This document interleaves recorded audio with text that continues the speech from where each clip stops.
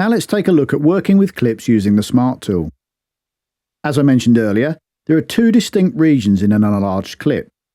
The header area, which corresponds to the top half of a minimised clip, and the body area, which corresponds to the bottom half of a minimised clip. So whatever function happens over the header of an enlarged clip will also happen over the top of a minimised clip, and over the body area, the lower half of a minimised clip. Notice that when editing or arranging, if the snap grid is on, the clips and Smart tool will follow the snap to grid. In addition, there are also several hotspots where the Smart tool changes to a particular type of editing tool. So let's take a look at working with clips. First, selection. A clip can be selected by clicking on it. Click in the header area of the clip and the now time doesn't move. Click in the body region and it does. A region of clip can be selected by click dragging in the body region. Alternatively, drag select in the time ruler and then click on the track number to complete the selection. Multiple whole clip selection can be done a couple of ways. First, right-click and lasso to select the clips, and note that any clip that's even partially touched by the lasso is selected. Another way is the standard Windows method of left-click in combination with either the Control and Shift keys. Left-click and drag across clips selects the region of those clips. To delete a clip, select it and then either press Delete on the keyboard or choose that option from the Edit or right-click context menu. To mute and unmute a clip, select it and then press K or click on the clip with the Mute tool. To move a clip, click drag on the header. Timeline start position can be constrained by holding down the Shift key. Holding the Control key down while click dragging will duplicate the clip. Auto scroll lock is a feature that can be handy while editing. When this is on, the scroll will automatically be locked as soon as something has been selected in a track view. This means that the clip you are trying to edit won't suddenly scroll out of view. To cancel auto scroll lock, right-click in the top half of the time ruler. To turn it off completely, deselect left-click lock scroll. That's found in the track view menu under Click Behavior Options menu. Clips can be split in several ways. Hold down the Alt key and click with the Smart tool at the point where you want the split to happen. Remember that if it is on, snap to grid will be followed here. Click drag with the Alt key held down and the clip splits at the beginning and end of the selected area. Select a clip and press S to split it at the current now time, or right-click on a selected clip and select Split from the context menu. Here, there are several choices for a more selective or refined split. Clips can be combined by selecting them and select Bounce to Clips from the Clips or right-click context menu. The clips do need to be in the same track though. Slip editing is a way of making a clip shorter or longer without changing the clip permanently. Move the Smart tool to the left or right edge of a clip and a blue line will appear. Click drag here to shorten the clip or increase the length. Although there is no data beyond the current length, it will be silent. Note that only regular clips can be slip edited. Groove clips or other clips will roll out instead. As well as moving the edge of the clip, it's possible to move the data. Hold down the Alt plus Shift keys while click dragging in the centre of the clip. The clip stays where it is, but the data moves within it. Using the same key combo on the edge of the clip moves both the data and the clip edge. Note that slip editing doesn't delete the data, it just hides it and stops it from playing. To make a slip edit permanent, either apply trimming found in the Clips and right-click context menu, or use the Bounce to Clip method. Audio clips can be faded in and out using a similar method. MIDI clips can't be faded. This time, however, move the cursor up the clip edge towards the top left or top right, and a red triangle appears.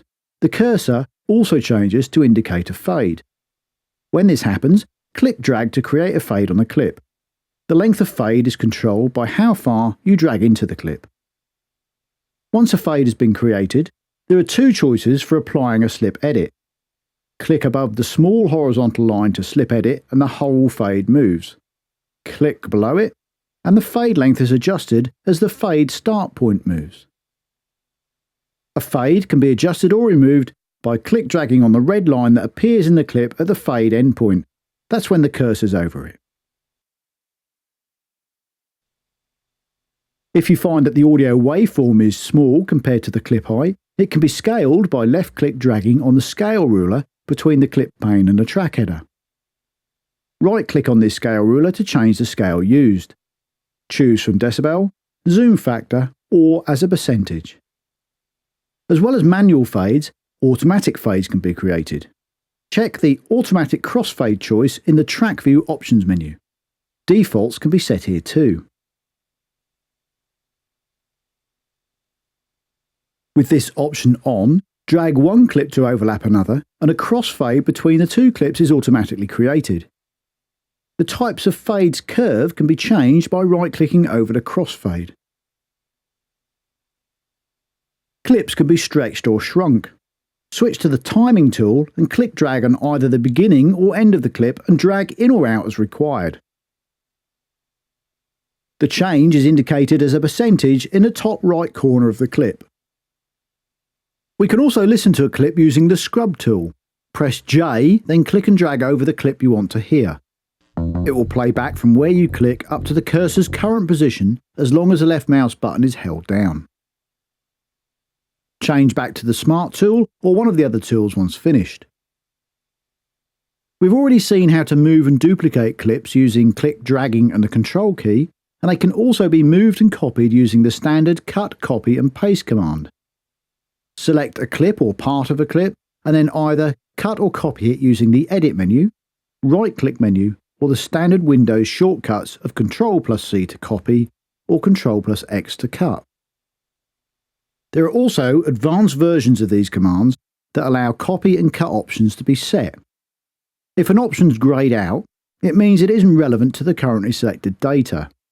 You can't choose automation, for example, unless there is automation in the selection. Paste works in a similar way, but there are a couple of things to be aware of. First, the paste always happens by default at the now time and into the current in-focus track. The advanced paste box allows complete control over the paste, including the track to paste into, where, how many copies, and what to do with existing material amongst other choices. I'll also cover the differences between linked clips and clip groups here, as they can at first appear similar. I mentioned these earlier in the setup video. Once clips are linked, any changes to the content of one is applied to the other as well.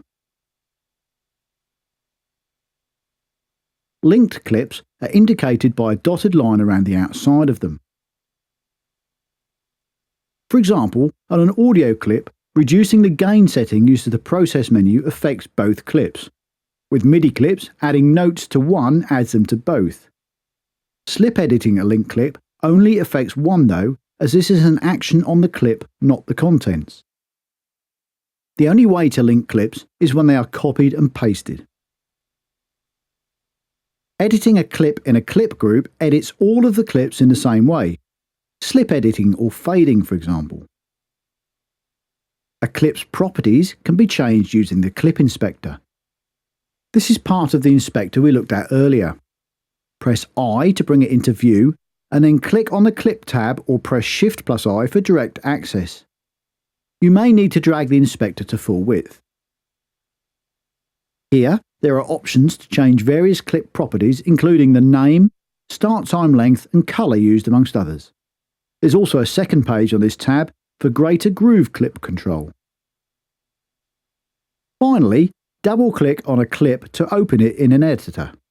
MIDI clips by default open in the PRV, audio clips in the loop construction view, and step sequencer clips in a step sequencer.